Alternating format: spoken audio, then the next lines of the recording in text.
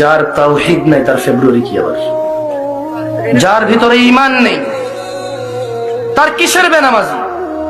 যে ঈমান বুঝে না, যে তাওহীদ বুঝে না, তার ফেব্রুয়ারি কি, বড়দিন কি, জিনা কি, ব্যভিচার কি, মদ কি, সুদ কি, মারামারি কি, হত্যা কি, দুর্নীতি কি, তাকে বুঝে তো লাভ নাই।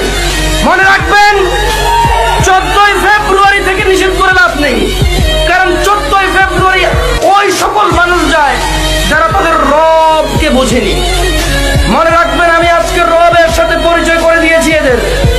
এরা যদি মনে করে 14ই ফেব্রুয়ারি যাবে আর ওদের মৃত্যু হবে ওই অবস্থায়, আর তাদের কোনো ওলি মুর্শিদ আছে যে তাদের কবরে যাবে 14ই ফেব্রুয়ারির ও নষ্টাপনা, নোংরা অশ্লীলতার ওখানে গিয়ে তাদের কবরে গিয়ে কেউ তাদের রক্ষা করবে, ওলি মুর্শিদ আছে।